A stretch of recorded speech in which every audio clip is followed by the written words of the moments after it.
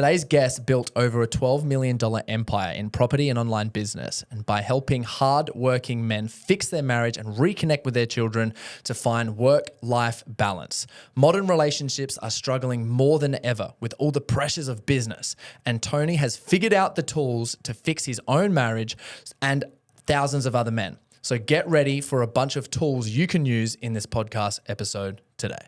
All right, Tony, my business is absolutely crushing it, but my relationship is turning to shit. Yeah.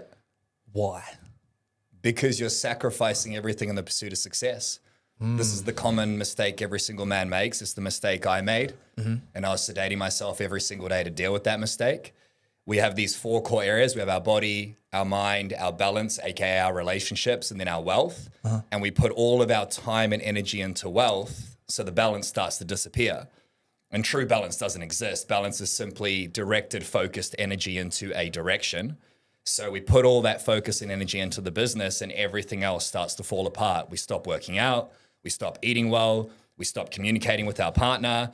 And then once we're doing that, we feel this guilt and this shame, knowing that we're stuck in this prison that was supposed to be created for fucking freedom, but everything else is falling apart. And this is why so many men kill themselves, get stuck in depression, anxiety, stress, overwhelm, and it's destroying society. But the reality is you can have the wealth while having everything else. Most people don't know how. Yeah, it's crazy. My friend Jacob O'Neill said to me on the phone 2 days ago, and it just blew my brain. I was speaking to him on the phone, and he was like, your relationship is just a symptom of all your mother wounds, like whatever's going on there, and your business is just like a relationship to all of your father wounds. And I was like, oh my God. And then I was thinking about that and I'm like, okay, so 90% of businesses fail. And it's like, you know, within like 5 years, whatever the statistic is. And then when you get to 10 years, it's like even more fail, right? In regards to, you know, becoming successful, having the business, blah, blah, blah. Like, what do you think the impact of relationships, you know, like personal, interpersonal relationships with women or marriages, like what is it about them specifically that impact businesses that business owners also don't think about when they're getting into business? Yeah, so there's multiple ways to answer that question. Your relationship is one of the biggest determinants of success in your business because you're either going to have a cheerleader who's going, go, go, go, or you're going to have someone dragging you down like an anchor. And somebody that you're dating or married to can start off as the cheerleader who's supporting you in what you're creating. You're doing this for the family. You're doing this for us. But over time, that cheerleader becomes the anchor because she or your partner doesn't understand what you're going through. So let's say every single day you're dealing with pressure and stress in the business, putting out fires, going to war, hunting, killing, making money, right? This is the game. And then you come home after a long day and your wife or partner says, how was your day, honey? And you go, it was fine. It was all good. Are you sure? Is everything okay? You seem stressed. I'm fine. And then what ends up happening is we don't feel safe to share it with our partner, right? And there's a few different stages business owners go through that destroy their relationships. You have suppression. So every single day is full of pressure, stress, fear, uncertainty, doubt. So what does like suppression look like? Well, So suppression is you feel these things, but you don't feel safe to share them with the people you care about. So every single man can relate to this. You suppress your anger, your fear, your doubt. Somebody who knows you knows something's wrong. So they ask you how you're feeling. I'm fine. Yeah, and you don't want to put it onto them. Well, you don't want to put it onto them because you don't want to be weak because you're a fucking man, right? And then what happens is that suppression turns into sedation. So sedation is scrolling on your phone at the end of the day, drugs, alcohol, even work itself. And that suppression and sedation that we don't know how to resolve turns into explosion. And that's when we hurt the people we love. So the relationship, 1, is finding the wrong person to be with who doesn't support you, or 2, finding the right person but not knowing how to show them and help them understand what you're going through. I'll give you an example. My wife didn't respect me or appreciate all the hard work I did for years. And I would blame her for that. Babe, the house is a mess. There's dishes in the sink. I've been working all day. Can you at least just do your job? Blame, blame, blame. I expected her to understand what I was going through every single day in the business. But guess what I didn't do? I never told her what I was going through in the business. So I expected her to read my fucking mind, and then I'd wonder why she didn't appreciate me. She had no idea what was going on. Does that make sense? Oh, crazy. Yeah, it makes so much sense. I also want to talk about the guys, because you probably work with so many dudes who were in the position that they've chosen the wrong woman and they haven't realized it, but now they're in love, right? They're in love. They've chosen the wrong woman who can't support, because I got some feedback from this like sexual woman's embodiment coach. And she was like, well, for your next relationship, I'd make sure that you'd be choosing women who are specifically like this. And I was like, that makes a lot of sense. So when guys are, let's say the business is doing, okay-ish, it could be doing better, but the relationship is stressful, but it is because that they've chosen the wrong woman. What do they do in that situation? That's a great question. So it's defining the wrong woman, right? I don't think you find the one. So you can find somebody who might not be 100% compatible with you and then become the one together. As an example, my wife and I are very different. I'm the go-getter, hustle, business owner, crush it guy, build a $12 million empire, property portfolio. I handle all of that, and I want her to handle it.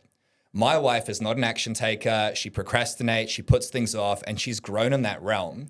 But I could have easily gone, this is the wrong woman for me. Instead, what I decided to do was go on the journey with her, because she had certain traits that I would say I want and need in a woman. Great nurturer, great mother, great carer. So if you are in that relationship where you feel like you're in love with someone, but it's the wrong person, well, define what does wrong mean and what does right mean. And what are the qualities that they do have that you can, work with and mold? And are the wrong qualities that you don't like or love, are they malleable? Are they shiftable, right? It's funny because we don't do this in our personal relationships, but you do it in business. In business, you research the business partner, you think about the deal, you ask questions. In relationships, if it has tits and if it can move, most men will just go for it, right? And when you have children and when you build a life together and realize you're not compatible, that's a massive fucking problem. But it's also a problem we sweep under the rug. So to that person going through that, address that head on, and not from the frame of attack, like you're wrong for me. What do you love about them? What do you want to change? And have a clearing conversation about that. That's what I would do, yeah. No, I agree so much. I had, as you were saying that, it was really fascinating because I was like, man, so with my relationship with my mum as a kid, I didn't get the perceived nurturing and care that I wanted. Like she definitely did, but there's areas where like I didn't perceive that she would. So when it come to relationships, I didn't think that I ever needed nurturing and care. Like I would always kind of put it off. I couldn't receive it. I was like, ew, yuck, like nurturing care, all that like yummy goodness that like a woman can provide you, like ugh. And I did not like notice until I was this years old, like 32, that I was like, oh, no, I actually need that because that is going to help me be a better business owner. Like that's a return on investment in me, in my energy, in what I can do and what I can achieve. For sure. So how can I like let that in? So guys who are in that position who may not have like had that realization, like do you have any frameworks or anything? Absolutely. Yeah. And that's very common, right? Because as men, we often think we know what we want, but we actually don't. And we say we want to be successful, right? I want to make money. I want to provide. I want financial freedom. That's our definition of success. But real success is being able to take that financial freedom and apply that freedom to your body, your mind, your balance, your relationships. So for a man who doesn't know what he wants from a woman or is not getting what he wants from a woman, we must first define what does it mean to receive from a woman, right? Oh, I like that. So we have this framework at Empowered Man called laser focus, LASUR. As a man, you crave love, appreciation, support, understanding, and respect. Every man wants that. You want to be loved, whether that means a blowjob, touching the hand, whatever it means to you. You want to be appreciated for all the hard work you do. No man alive can say they don't want that, right? You want to be supported. While you're at work and while you're building the business, you want somebody there to carry the load of everything else. You want your partner to understand you, what you're going through each day, what you're feeling. And also what most men don't realize they are losing and missing is respect. So with Rosie, I didn't realize I was lacking respect for so long because I never had to receive that from my mother. I didn't get that from my father. All I got it from was my business and my team and my work, right? The respect from there. The respect from them. That was easy. So I had some wounds I wasn't aware of. And I realized after conversating with my wife, she gave me love. She appreciated me. She supported me. She understood me, but she didn't respect me. And the reason she didn't respect me was because I didn't respect myself. Right? Yeah. So to anyone listening right now who has these wounds and you're not getting what you want from your partner, just get a pen and paper out and write down, where am I lacking love, appreciation, support, understanding, respect? And then ask yourself, where am I not giving that? Because your relationships are a mirror. And often the things you're missing from your partner are the things you're not giving to your partner, ironically enough. Does that answer the question? Yeah, that makes so much sense. And like Yeah. leading with it too. Like it makes so much sense. I've been playing with this theory and I want to know your thoughts on it, right? I've just been thinking about this because I haven't got any proof that it's right or anything, but I've just like, this is kind of like a hunch. I'm like, I don't feel at the moment, this is the thought process is that women don't actually like need like quote unquote love from you as a man. I don't think that's what they're 100% after. And I've talked to some women around this because they're always in love. They're always operating from love. Everything is always love. So I don't think it's like the love thing, which is what they're after. And I found this, I don't know if you found this, I want to get your opinion on it, is a lot of men think, oh, if I give my partner love, if I just give her some love, then I'm going to get it back, right? But I'm like, well, if women are always love and they're always going to be in love with whatever it is in the world, they don't like need it, right? So I'm like, what they actually need is just to feel safe, respected, supported, as well as what you were saying. And I was like, oh my God, that makes so much sense because a lot of guys that like I coach and talk to are always trying to give love and it's like, it doesn't work. Exactly. It doesn't work. And it also doesn't work because the word is different to everyone. So when your partner says she wants love, it doesn't mean she wants what you think love is. Yeah. Okay. There are different forms of love. For you, love might be holding my hand. For her, it might be supporting her with the children. Everyone has a different definition. So if you think about your relationship like a bank, okay, if you go to the bank and try to withdraw $10,000, but there's no money in the account, what happens? You're in overdraft or you get told there's no money here. What most men do is they try to put stuff into the bank and it's not getting received. And then they try to withdraw. I'm making money and providing, therefore we should be having sex. I'm doing this, therefore you should be giving me this. But your partner doesn't feel emotional safety. She doesn't feel security. She doesn't feel like you understand her. So how the fuck is she going to give you love? And one of the hardest things for a man to do, I struggle with this, is understanding that the best way to get from your partner is to give with the expectation of nothing in return. Yeah. That is so hard to understand. It's like, I'm going to fill her love bank until it's overflowing. And when you're trying to get from her, you often like repel it. When you stop trying to get from her and just give unconditionally, magic begins to happen. Like my wife started giving me way more of what I wanted when I stopped wanting it and just giving. Does that make sense? Oh, that makes so much sense. And in regards to like masculine leadership as well, like on what you said, I just like had a thought of when it comes to giving as well, if you don't lead your woman for the bank thing, if you don't lead her in regards to how you like to receive and how she can give to you, then because she's loved, she's always going to be giving to you, right? Yes. But from her perception, so she's gonna be like, I've given to you all of these different ways, and then you might not actually be able to receive it because you haven't like led her in regards to, you know, these are things that I like. This pleases me. This is what makes me happy. You know, this means a lot to me. Like, thank you for doing this. Yep. This is what I like. Thank you for doing it. Because obviously, shouldn't the giver give thanks to the receiver for receiving? Then she can actually receive as well. I've got a great point on that, right? And that's so powerful. That's mind-blowing what you just shared. If you're listening to this right now, rewind that part back. All misery comes from unmet expectations. Yeah. So if we want something from our partner and we're not getting it, you can be damn sure we're not communicating it well. And you can say it doesn't affect you, but when you and your partner are arguing, or you haven't had sex in 4 weeks, which to me is wild if you're in a relationship, you take that into your business. You take it into your business. So one of the hardest things for a man to do is to communicate with his partner that his needs aren't being met, because when we communicate it, we're assholes. We're like, you should be doing this and you're wrong for doing this. And we judge our partner. Now, it doesn't matter if you're 100% right. When you judge your partner, you are attacking them. And even if you're right, when someone feels attacked, they defend. Now, a lot of men are going to listen to this and go, this is unfair. So you're saying I have to give. You're saying I have to calmly communicate when my needs aren't met, not tell her directly, not be an asshole. It is unfair. life's fucking unfair. But if you do this well, you start to create a relationship where you're like train tracks that are aligned. Because if you think about a relationship, you start the relationship, you're super aligned. You want to get to know each other, understand each other. It's fun and exciting.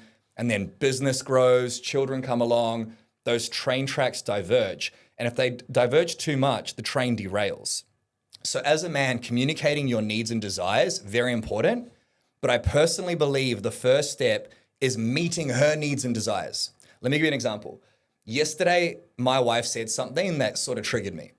We're at the dinner table, I farted, all right? I farted. And I'm a joker, I'm a prankster. And she said this in jest, but I really heard her. She said, "Oh, I wish you were just a gentleman sometimes. That would be so hot." And I got triggered because I'm like, you're attacking me. This is my identity. But I went to bed that night and I thought about it. And I'm like, she's giving me feedback that she wants me to be more masculine, less playful. So I either get to listen to that feedback or be a victim to it. So guess what I'm going to do on the weekend? I'm going to dress up in a suit. I'm going to take her to date night and I'm going to ravage her, right? And she's going to love it. But she gave me that feedback and she's constantly telling me what she wants, but she's doing it in a way of, oh, I wish you had that. How often does your partner say things like that?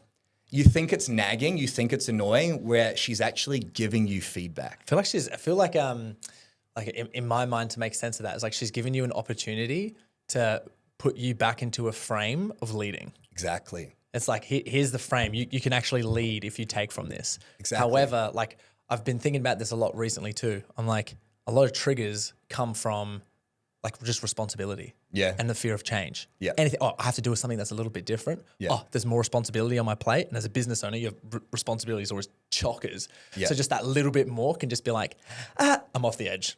Yeah. Boom. Yeah, it adds more weight to the bar. Because as a business owner, you have so much weight on the bar and you come home after a long day and you hear a comment like that or your partner, quote unquote, nagging you. And in your mind, the default story, which happens without thinking, is, for fuck's sake, seriously? Instead of going, okay, I got to put some more weight on the bar. I got to get stronger. And triggers are funny, right? Because you can't get triggered about something that's not true. For example, let's say I say, Corey, mate, I'm sorry, but you're a transvestite. How do you feel? Do you feel triggered? Yeah, it's funny. Yeah. It's funny because you know it's not true. Yeah. But when you hear you're a shit dad or all you do is work or you're always on your phone. No, I'm not. Yeah, you get triggered because No, you feel no. attacked. So you instantly default defend. And I get it because you're like, woman, can't you see everything I'm doing? Yeah. But if you can just take a step back, and this requires deep work, coaching, understanding yourself and go, this is annoying, this is triggering. Why am I allowing myself to get triggered? Because she's right. Instead of making her wrong, how can I make her right? How can I take ownership, more responsibility so that I can step up? It's crazy, man. What do you think in regards to these? I looked at stats of like divorce rates, and some of this was quite shocking. I went through like all the statistics and just went nuts. What was more shocking to me than divorce rates of getting up to like 60% or something? It's like 60% now of all marriages fail. But what was more shocking than that was the ratio increase of people not getting married.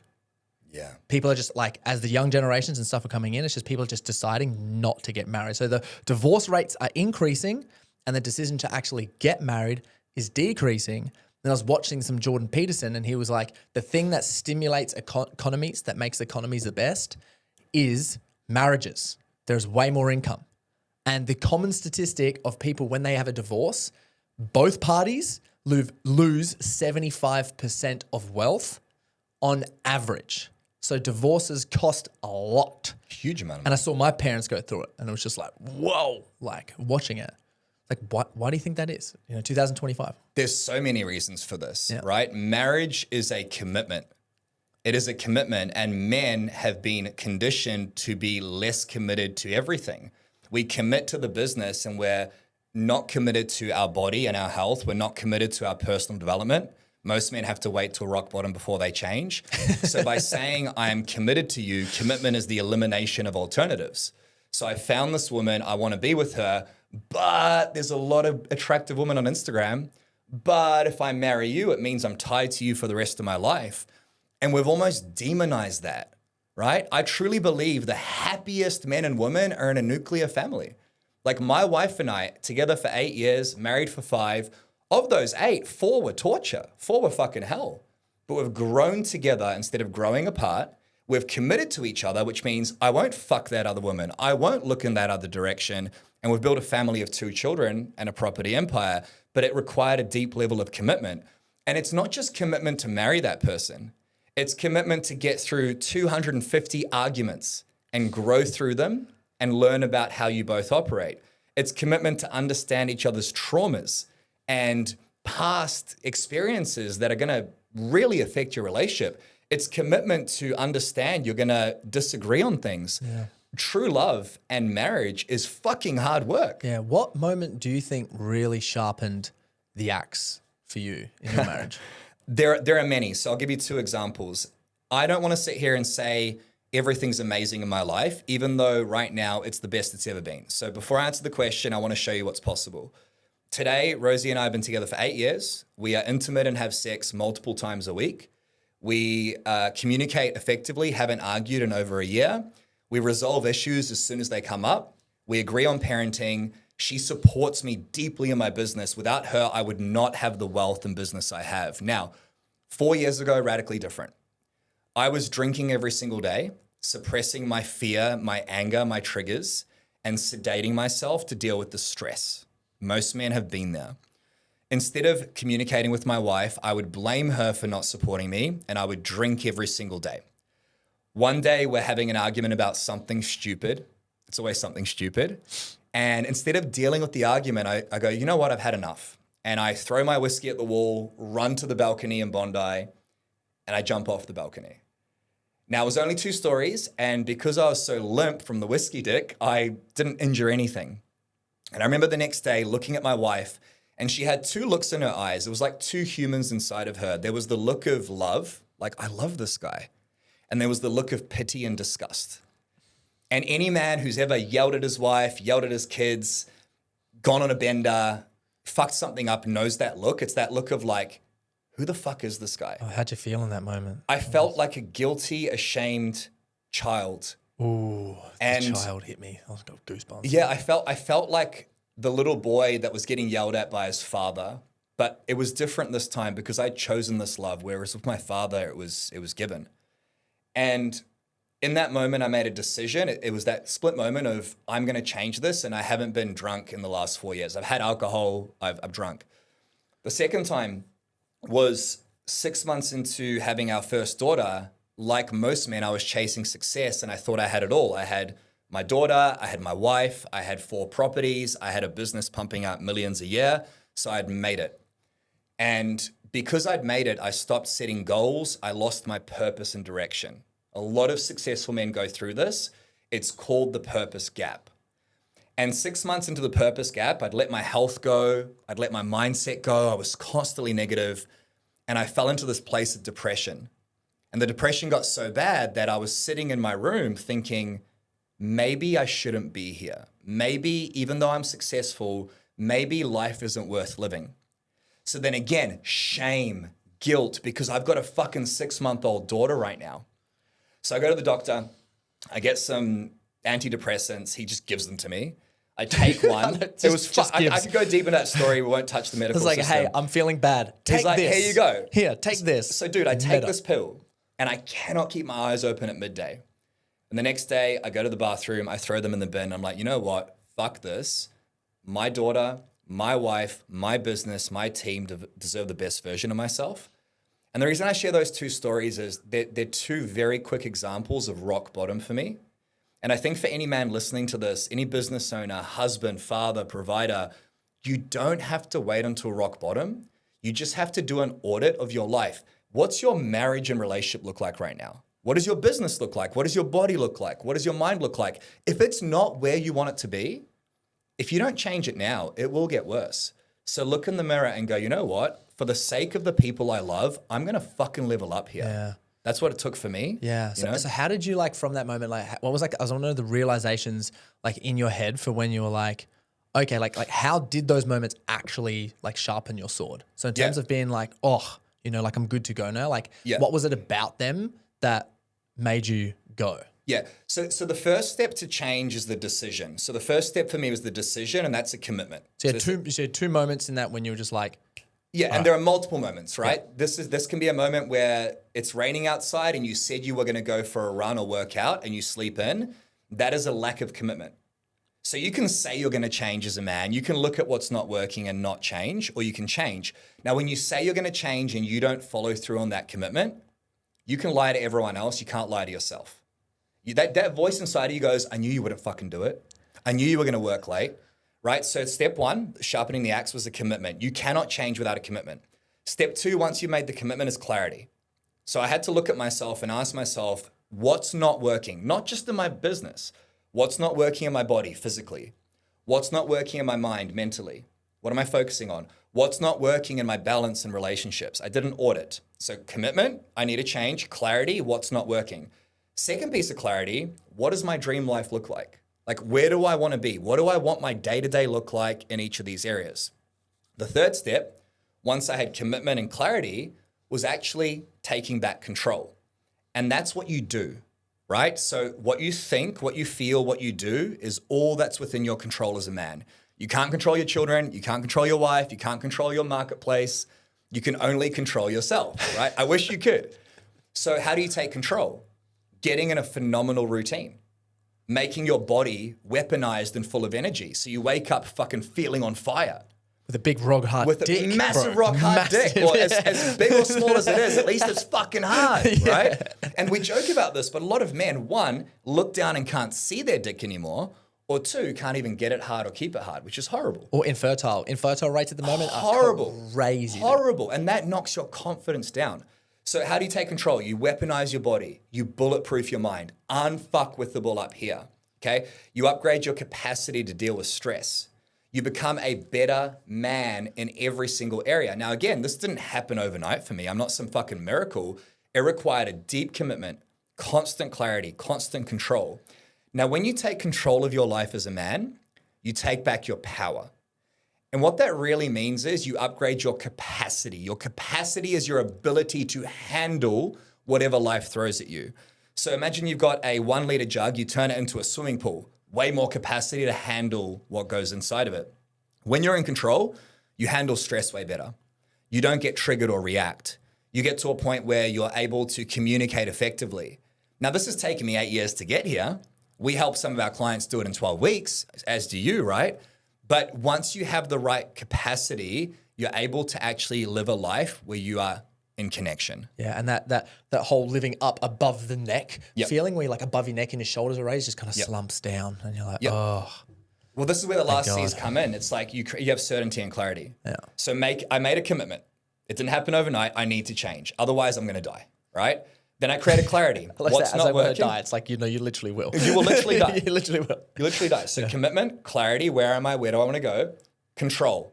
Do the things each day to make my life better. It wasn't easy, right?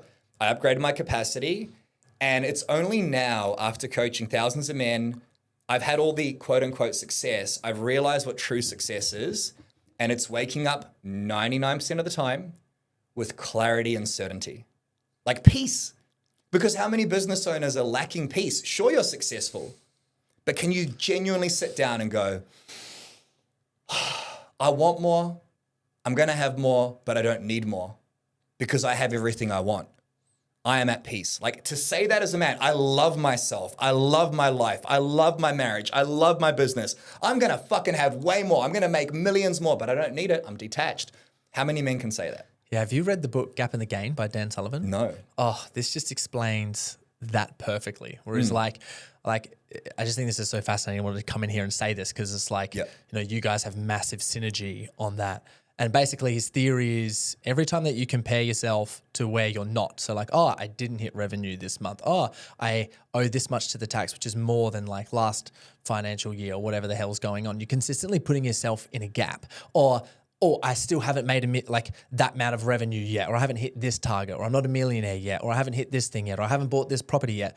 You've put yourself in a gap. When he says if you compare yourself from where you are to where you've been as, like I had a real good moment last week because I had a friend and he went over, he's refinancing my house and he owns a brokerage. And he's like, dude, you've like generated over $1 million online. And I was like, fuck yeah. Congratulations. I didn't even think about that. I was like, fuck yeah. Like that's amazing. So immediately just from looking at that, I've put myself in a gap. So Dan says like, instead of comparing to yourself always from where you're not, compare yourself to like the gain that you have made in the growth that you've done and use that as the motivation. And I'm like, as you were saying that, I'm like, oh, that motivation makes so much sense because that's like a part of waking up with clear and clarity. It's like, oh, I've made, I'm so grateful that I made 100K last month and I'm so excited to make 110 this month. You know And what I mean? excited Like, and it's achievement. First of all, well done. Yeah. Congratulations, not just on the $1 million, but your framing of being able to sit and be proud of yourself for your achievements, because that is so difficult. I'm sure you've worked with hundreds of men who are quote unquote successful, and for them to just go, you know what? I'm proud of myself, unheard of. Second thing, not wanting something is as good as having it. That's a Naval Ravikant quote that I just heard last week, and it's so powerful. And the game of life for a man is expansion. We are literally designed to hunt, kill, and to fuck, to spread our seed. Now, to your point around commitment and marriage, we don't really do that much anymore. We find the one person, hopefully. But if our ability to produce and expand is what we're here for, how do you as a man want more and desire more without needing it? And that's called detachment. And if you can literally sit in every day and go, I love my life and I want more, but I don't need it, you've won the game. Because this is the problem that most successful men go through. Most successful men struggle because they're constantly chasing more. It's this disease. It's like the need. It's a need for more. I need more. So I've made $12 million online. I've built an $8 million property portfolio. The day after I bought my Rolex watch, the thing I thought I wanted, I cried the whole fucking day because it didn't make me happy. It's like you cried because it didn't make you happy. It didn't make me happy. It was the target. The day after I got my Tesla, I'm sitting in the Tesla. I'm like, I've got this thing I was visualizing. I'm successful. I'm crying in the Tesla. I tell my mate I'm crying. He says, is it better to cry in a Tesla than a Toyota? I'm like, yeah, it is. It's actually quite nice. The reason I'm sharing these things with you is they're vanity metrics. Yeah. What people don't see is the 3 years I sacrificed with my daughter to make that money. What they don't see is of the $12 million, the $10 million in expenses. So it sounds cool, but I haven't made that much money. What they don't see is that we constantly move the goalposts. And as a man, how often have you thought, once I hit this target, I can switch off. Once I hit this target, I'll be happy. Once I hit this target, I'll have freedom. And you either kill yourself to hit the target, or you hit the target and then you just move the fucking goalposts. And you're never happy. You never enjoy the journey of life, and then you fucking die. I've been there. I get it. You've got to enjoy the journey and detach from the outcome. And one final piece on this. I know I'm ranting about it, but it's fucking important. When you are attached to I need, you actually repel it. Okay? It's like the opposite of a magnet. You just push it away. When you go, I don't need this, I'm gonna create it because I want to, you flip that magnet and you polarize it. You bring it towards you. You don't polarize it. You attract it towards you. Yeah. Yeah. Yeah, I call that in some of the language that we use, I just call that positioning. Yeah. So when you can position yourself correctly, it's like instead of repelling and pushing things away, it's like then you start to become magnetic, and instead of forcing, it comes and like, that just makes so much sense, man. Yeah, and you feel it. You feel it. You literally feel it. One thing that I respect about you as well that I think would really help with communication is one, it's like the confidence to storytell, right? So you've got gained this ability to speak and storytell and be animated. And what I know a lot of men don't have is just that skill. And also knowing that it's a learned skill, right? Yes. It's like some people may have a little bit better, like sort of born with it, whatever it is, but learning how to do that takes time. And I was like watching a lot of your content and I've seen all your ads and everything like that. And I was like, fuck, man, Tony is so good at like getting down stories and writing them in a way which is like really compelling. And I feel like if men had that skill in general, when it comes to influencing the team, when it comes to talking to their partners, when it comes to, in business or marketing, whatever it is, because you can storytell and influence someone because you can see the pain, like, or be able to articulate the pain that's happening inside someone. I'm like, that is genius. Bro, how do you do that? That's a phenomenal question. Yeah, I have a lot to unpack there. It's a great question. So as a man, everything is a skill set. Okay. And one of the most important skill sets you can learn is communication. Now, to understand how to communicate effectively, you get to first understand people. So when I'm having a conversation with you, or when I'm talking to this audience listening right now, I'm constantly thinking about how can I understand what they're going through? So if I think about a business owner, how can I tell that person's story? So I sit with myself and go, what is their story? You wake up before everyone else. You're exhausted. You smash back 3 coffees. I've had my 3rd one this morning before our podcast. You go to work, constant fires, alarm bells going off, phone calls all day. You're carrying all this stress. You don't eat. You skip the gym. You come home. Your wife says, why are you home late? Now, how many of your listeners right now can relate to that story? Now, the reason I can tell that story so well is because I've lived that story, and I still sometimes live that story. So as a man, look at your team and ask yourself, what is their story? And become addicted to understanding their story. In business, your team member doesn't perform properly. You go, you fucked up. You're wrong for this. Wait. Hey, mate, help me understand. We set this target together. Help me understand what's going on for you. Is everything okay at home? How are you feeling? What's going on for you? And then say, awesome, now that I understand what's going on for you, is it okay if I share with you what's going on for me? We set this target together. We haven't achieved it. How can we come together and achieve it together? That everything I just shared is communication. But you get to seek to understand people before seeking to be understood. So become an elite communicator by 1, understanding people, 2, understanding yourself, and make it one of your targets to become a master of communication. Because all sales is communication. All marketing is communication. Or retention. Or retention, or product, or delivery. Everything is communication. So for me, the framework that I've practiced for communication is understanding people. Second is understand how powerful your words are, right? So framing is everything. If I go home tonight and I say to my wife, babe, we need to talk. What do you think she starts thinking? Oh, she's going to go, what the fuck have I done wrong? Let me tell you this story. Oh, God. My wife was cheated on by her ex, and it's one of her biggest fears. We've gone to therapy for it. So I was vaping about a year ago, and I felt really guilty because I'm the empowered man, I'm healthy. So we go out to dinner, and I smile at my wife, and I go, babe, I've got something to tell you.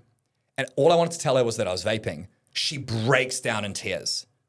I'm like, I'm vaping. She's like, is that it? I thought you cheated on me. Yeah. And she was distraught for like 10 minutes. She's like, I don't give a fuck about the vaping. The point I'm trying to make is I can say, we need to talk, or I can say, hey, babe, this isn't going to be that big of a deal, but I've been doing something I shouldn't have been doing. It won't freak you out. The framing's different, right? Practicing the way you communicate and conversate is such an important skill. And think about how many reps have you done of having a deep, clearing conversation with your partner? 0.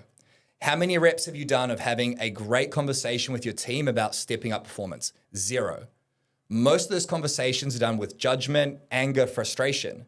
So most men, when they're trying to become better communicators, they get upset at themselves for not being good at it. It's like a baby trying to walk once and it falls over. You're like, you're a retard, roll around for the rest of your life. That's how men treat themselves. Yeah. So there's a lot to unpack from that answer. I can keep going on, but communication is the most valuable skill for a man, for a better marriage, a better business, a better life. Make it your mission to master communication and the language you use. Yeah, I even remember being at uni and I had pretty much every single lecturer that was in, because I studied business, was like, once you've finished uni, go and get public speaking training and go and get more communication training. Like that is it. But I also know for a lot of business owners out there, when it comes to learning this, it's like, oh, this is another fucking thing that I have to do. Yes. You know, when they're in that stressed out point. Of course. But what I find really like powerful, like within this, is it's just writing the shit down before you do it, right? Yeah. Like the problem is like, can make out, oh, it's so big, I have to have this conversation with someone, but it's like, no, it's not, when all you have to do is sit down, write out like a framework or something, fill it in a little bit, and then go and have the conversation, blah, blah, blah. When it comes to you, when you're either writing a script or framing a conversation or whatever it is, do you have any frameworks in regards to like writing things down? Absolutely. We have scripts for all of our clients. I'd be happy to share some with you and the listeners. Everything gets to be scripted. You don't freestyle important stuff, right? You don't do things you're not good at. But this is what men do, is we react instead of respond, and we go from emotion, and we want to fix shit fast. So we sedate and suppress, like we talked about, because our expectations aren't being met. Our partner's not meeting our expectations, our team, our children. We don't say anything. We just grunt. And then we suppress that emotion, that frustration, and then we explode, and it never gets you the result. Best example, you come home after a long day, there's dishes in the sink. What's the outcome that you want with those dishes? So the outcome that I want after I've just gone, What do you want to happen with those dishes? right, you want as them a to man? not be there, right? You want them to already just be gone. right? Exactly. But the reaction is, for fuck's sake, babe, like I've been working all day. Why are there dishes in the sink? Now, does that get you closer or further away from the outcome? I get so much further away. Guilty as Exactly. charged. So you know that pisses you off. You sit down and you go, cool, I'm going to write down a script to try and get the outcome. Not manipulate, but influence my wife. So the framework is simple. Frame up the conversation. So I'd like to have a conversation with you about X, Y, Z, and then ask yourself, what's in it for me? That's really powerful, actually. I think it's even, just as you said, just a real powerful note. Just want to acknowledge that. Of course. Of just like framing the conversation before you're having a conversation. 100%. So that way there's permission to have the conversation, so you know that it's going to be a conversation. Yes. And for anyone who doesn't understand framing, it's the understanding of the conversation. For example, the frame might be, hey, babe, do you mind if we have a chat about something that's been on my mind? I just want our relationship to be better, and I feel like this will help. So when you're framing a conversation, ask, what's in it for me? WIIFM. And the me is just them. So make it about how this conversation is designed to help or support them. Not, hey, babe, can we have a chat? You're a fucking bitch, right? Hey, employee, can we have a chat? You're not doing your job properly. Hey, Simon, employee, do you mind if we have a chat tomorrow? It's nothing serious. I just want to support you better as a leader. Make it about them, right? Second thing is ask them what's going on for them. Okay. So before I share this, like, are you okay? How are you feeling? How's everything going for you? I haven't checked in on you in so long. I know I'm your husband. I haven't asked you. So frame, this is why it's important for you. Second, how are you doing? Okay, cool. Look, I normally don't do this, but what I've observed is that every day I come home and the house is a mess. And I want to know how I can support you with that. But I also want to get to a point where I can work in the business and come home to a clean house. Right now, it's not happening. How can I support? So see how you can support that conversation. Yeah. Then share how you're feeling about it. Share what's coming up for you and say this exact words is, my story is this. My story is I've been working all day. I come home exhausted. The house is a mess. My story is you don't care. You don't love me. You don't appreciate me. Now I know that story's not true. So I want to hear your perspective. What comes up for you and how do you feel about what I just shared? And she's either going to say you're an asshole or that story's not true or I'm exhausted or I'm tired. And now you start to build understanding of each other's stories because that's what communication is. It's this is my story. This is my story. They don't have to be true. They don't have to align, but can we come together and share our stories without emotional reaction? Yeah, because it's just the belief that's going on in each other's heads. And it makes so Exactly. much sense because it's like the reason that the dishes haven't been done, quote unquote, whatever the trigger is, Yep. whatever need that is that your needs to be met, is Yep. there's just one of hers that hasn't been met in some other way. 100%. So it's like, oh, I want like a kiss in the morning or I want to like a message during the day or Yes. like more dates like every second weekend or something like that. And it's like, oh, if I can do that, place would be clean. It's all uncommunicated though. Yeah. It's all unset expectations. So to tie this all together, we have this thing in relationships called social contracts. And social contracts are unwritten, unsaid rules of that relationship. And we all have them. We have social contracts with our wife, with our children, with our partner, with our team, and we never communicate them. So if there are things or needs not being met in your relationships, whether it's business or personal, you get to first identify what are the unwritten, unsaid rules. You get to be the leader in that. Then you get to have multiple clearing conversations, framed well and scripted until you can rewrite those contracts. And by the way, that's going to be painful. That's going to be difficult. That's going to be challenging. But on the other side of that challenge, you become a better communicator. You have more connection. You have more respect. It is such a powerful tool. I'd be happy to share it with the listeners. I've got a framework, a script I can give away. For sure, It just, you get to develop that skill set of understanding. Well, what I find as well, like in terms of human psychology, is we always try to do the most efficient thing, Yeah. right? And when we're in go do it mode, fixing problem solver mode, Mr. Fix It, let's go, go, go, go, go. We don't take the time to be present and actually think reading through a script is going to be the thing that's going to heal our relationship. Yep. But what I find is like, if you can't take the time, right, to sit in the car, to listen, to read, to write something out before getting into your relationship, you're going to replay those patterns with her or someone else. Yes. And you're most likely, I've seen this crazy, right? I've seen people will get with pretty much the exact same person, they just have a different name.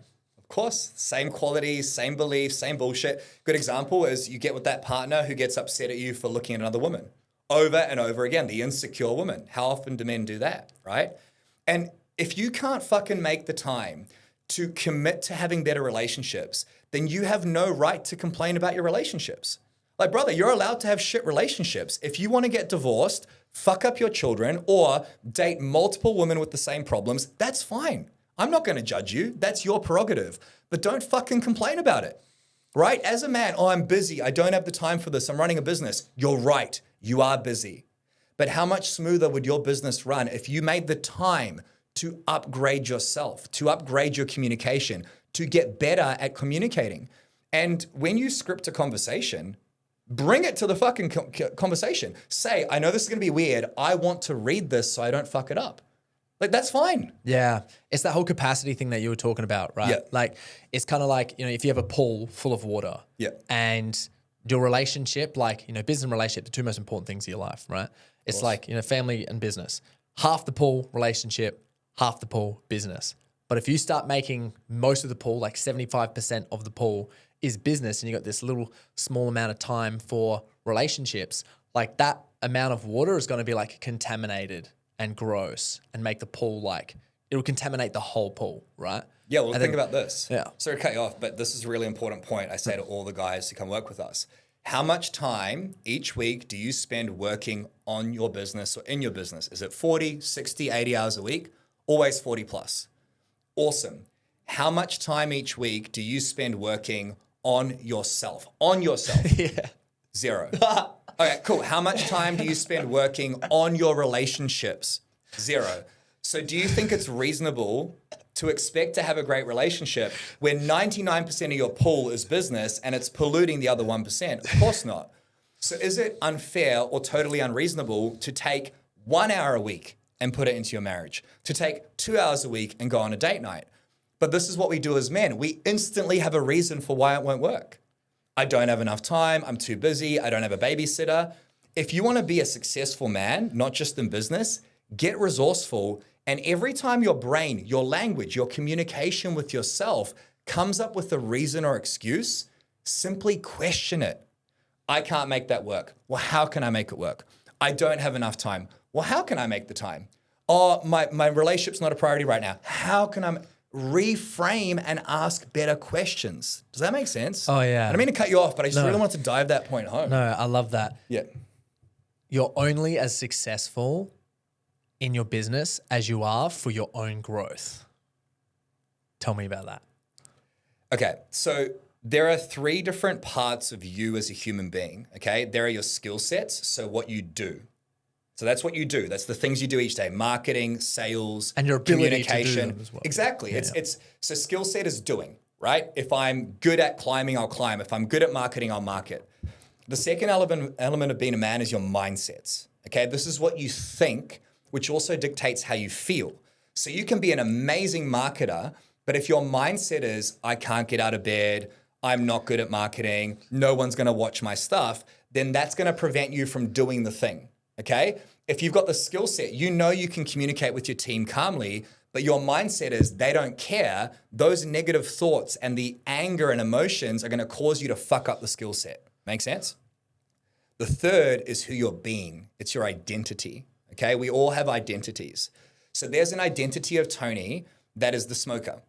When I used to smoke, I would try to quit smoking, but I would never quit smoking because I was still in the identity of a smoker.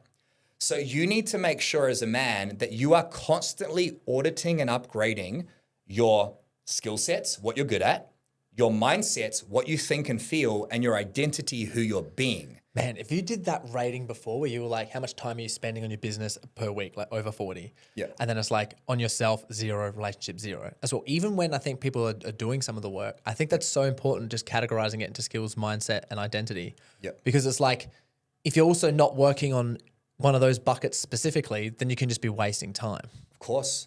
Absolutely. And this is where a lot of men, their mindset, think about that word is, I don't have the time.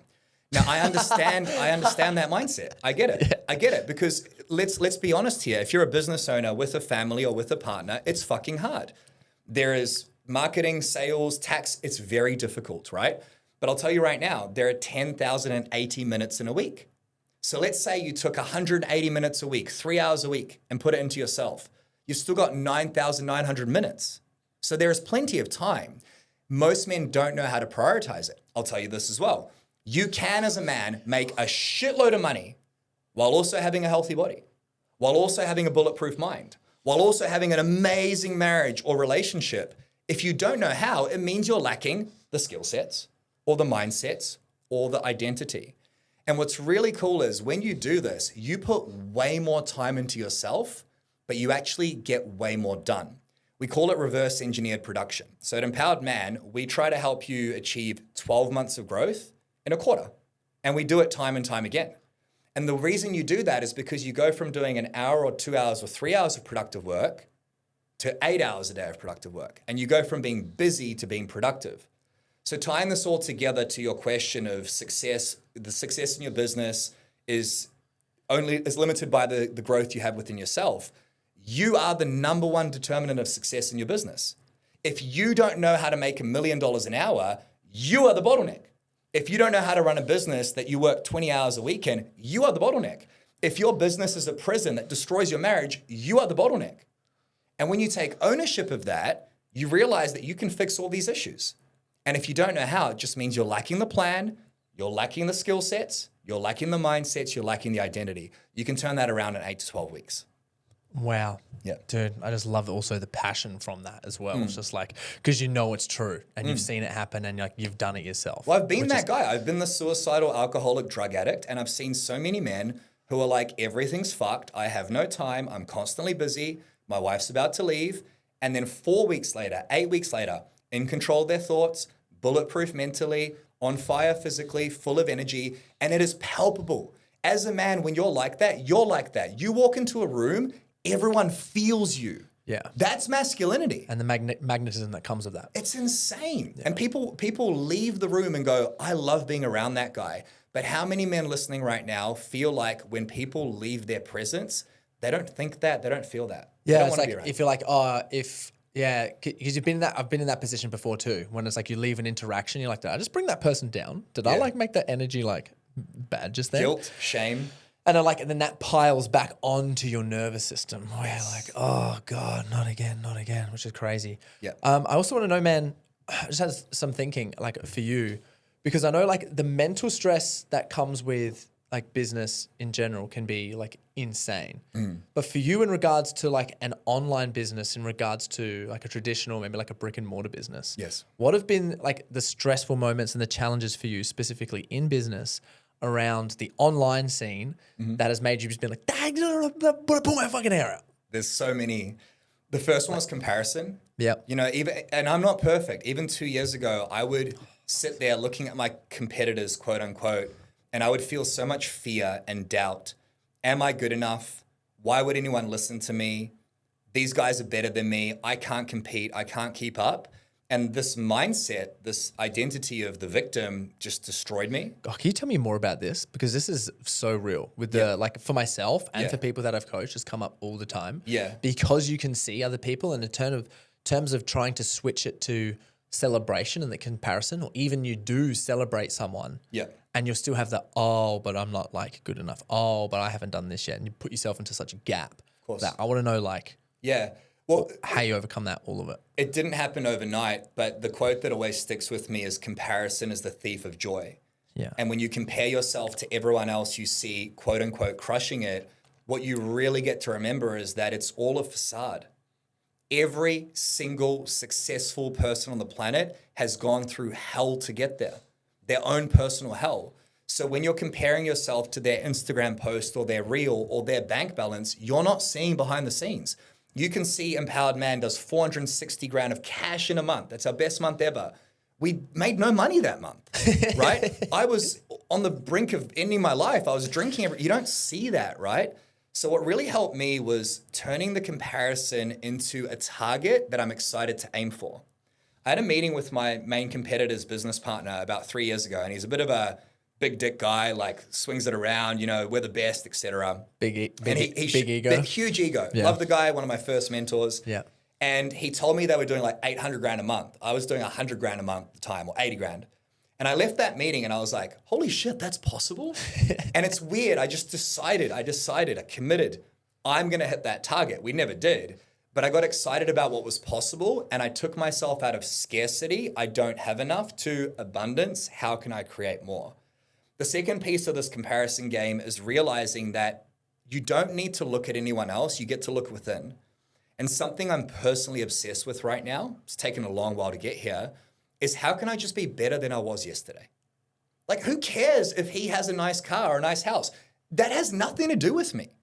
And if you can detach from what everyone else has or doesn't have and start to really build your game of life of how do I wake up with peace, with joy, with fulfillment, while also making shitloads of money, again, you win that game. Yeah, I also feel like it's just a lack of clarity in what you actually want. Yes. Like you don't actually know what you want. So you see other people with this thing and you think, oh, I want that. Yeah. But I've been playing with this recently. I'm like, oh, you're not even jealous of the thing they have. No. You're jealous because they've wanted something and they've wanted it more than you've wanted something. Yeah. And then they've got it. But you didn't even know what you want. Exactly. Or are your actions supportive of achieving that? Yeah. I want that. I should be where they are. Really? Like, how productive are you day to day? How committed are you? How focused are you? Or do you get distracted every day? Do you do what most men do and say, I've got ADD? Right? The biggest excuse ever. Biggest excuse ever. So I'm not saying those aren't good excuses, but yeah. You asked me a question, though, that I think is really important, and I don't want to segue too much. What have been the hardest points? Another hard point in online business for me is the constant need for more. So we grew from a team of 3 to a team of 30 over the course of 2 years. Whoa. I'd never hired, I'd never onboarded, I'd never done any of this stuff properly. I was just a marketer and a salesperson. Built the sales team to 4 closers, 4 setters, 460K a month. And what I wasn't aware of was the stress of spending 120 grand a month just on ads, spending 100 grand a month on payroll. That pressure you feel when your expenses skyrocket is infinite. When your Amex is going up by 5 to 10K a day and you're like, if we don't make sales today, we're fucked. It's a horrible place to be. And for me, the big challenge was what I want to do in business is I want to create an impact. I want to add value. This is what I love the most, man. Talking to you, sharing with the audience, building the playbooks, building the courses. I became a salesperson, not because I want to make money, because I had to keep surviving, right? And what happened in December 2024 was I turned my business off. I turned off the 100K a month in ads. I fired the sales team and I was terrified because I have 2 daughters to look after and a wife and 8 mortgages. But I realized I'd been repeating a pattern the last 4 years of grow, grow, grow, make money, make money, make money. And I went, you know what? What do I actually want? I want time with my kids. I want to love what I do in business. I want to wake up each day and go, I can't wait to work. And I haven't felt that in 4 fucking years.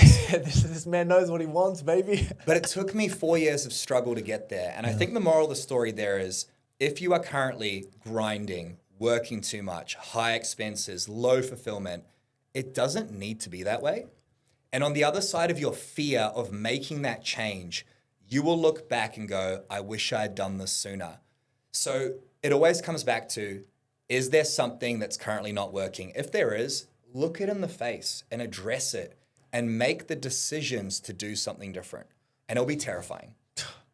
Dude, I love that. That's honestly so powerful. Yeah. I just got the last question for you. And it kind of seems like a simple question, but I know it's really powerful. Yeah. And this question is for, I think, a lot of men in general who may or may not also have like big egos, right? Yeah. And it's just, how did you become, and like in the shortest time possible, because we're running out of time, is like, how do you become a good student? Yeah. So I had a mentor. My first mentor was my ex's uncle. And he would just sit outside smoking cigarettes and talking to me. And this guy was quote unquote successful. He retired at 50. He had like 42 properties at that point. He was quite successful. And something he said stuck with me so deeply. And it's been a mantra that I've lived my life by. And that was open your mind and observe everything. And I like to look at my entire life as a set of lessons and opportunities to grow. So I can learn and grow from my 3-year-old. I can learn and grow from you. I can learn and grow from a man who's a drug addict. Every time I go through pain or challenges or problems, quote unquote problems, I don't look at them as problems. I look at them as opportunities to learn and grow. I am never right or wrong. Everything I've shared today could be wrong. I'm open-minded to the fact that this is what I believe, but I'm also open-minded to other perspectives. And when you can look at the problems in your world, the problems in your marriage, the problems in your mind as challenges that are designed specifically to help you learn and grow, you win. Now, how do you do that in a shorter space of time?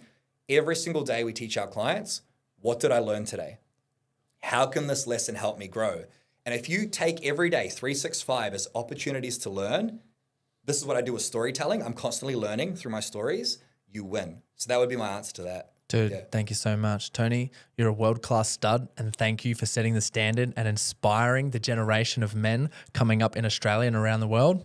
Thanks for coming on to the show. Thank you so much for having me, brother.